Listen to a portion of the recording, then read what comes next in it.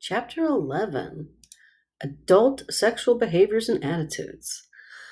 First question: what is normal?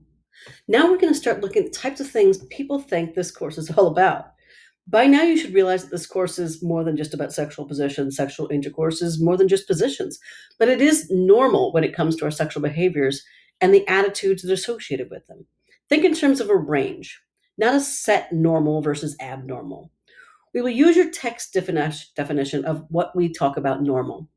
Anything that does not cause an individual to suffer from or inflict physical or psychological damage and does not interfere with the individual's ability to deal with the activities of life. Basically, if it doesn't harm the person and it doesn't harm somebody else, have at it. First things, you don't need a friend. First, let's talk about ourselves. Masturbation. We've discussed the historical views on masturbation, and I believe we all agree that no one will go blind, grow hair on their palms, have nosebleeds, or go insane. Nor should we agree with Freud's theories that the loss of semen is detrimental to a man's loss of blood. I'm going out on a limb here, but I will grant each and every one of you a lifetime guarantee this is untrue. No cheating and trying autoerotic asphyxiation to prove me wrong. That is definitely a bad idea. And while I do quite like cornflakes, I disagree with the makers' beliefs on masturbation and have never noticed their anti-masturbation qualities. Although I would have loved to see the advertising slogan, thinking of masturbating? Try cornflakes instead.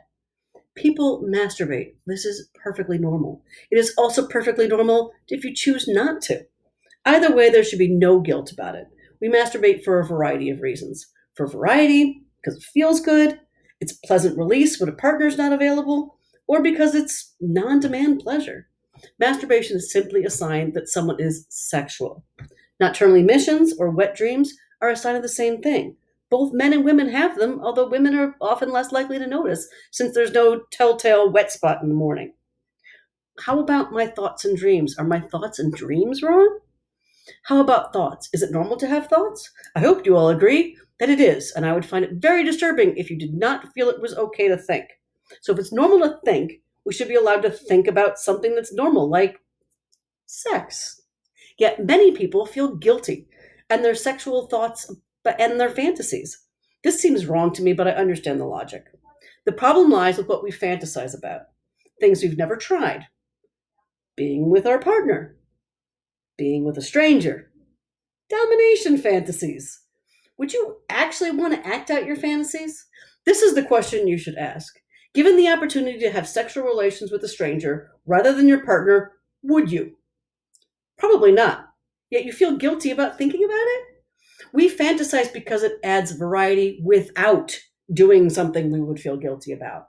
Not because we necessarily want to do it. Again, it's also normal. What sexual positions are correct? Years ago, a group of individuals traveled the globe and told everyone how they could properly have sexual intercourse. In bed, with the woman on her back, submissive, as women should be, the man on top, the dominant position, and face to face. We call these people missionaries, and the position, the missionary position.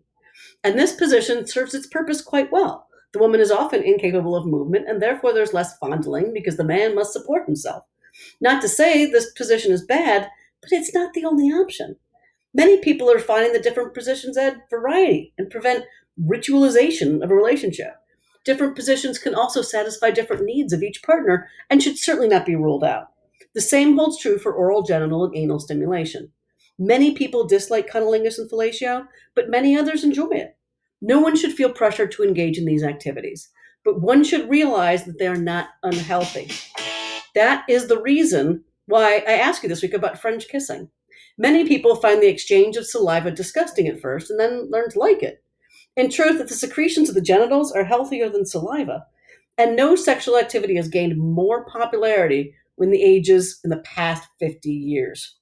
Many people regard anal stimulation as a homosexual act, which is odd since heterosexuals have anuses too.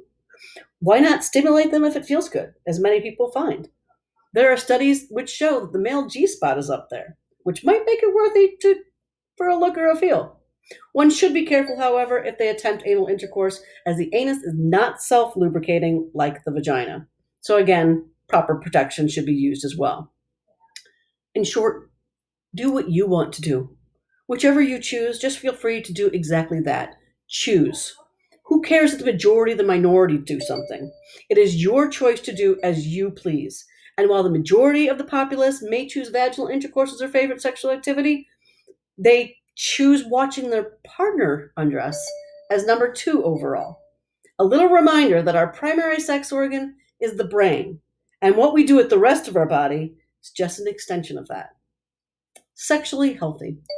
I hope you all see to fit that you fit into the classification of a sexually healthy person.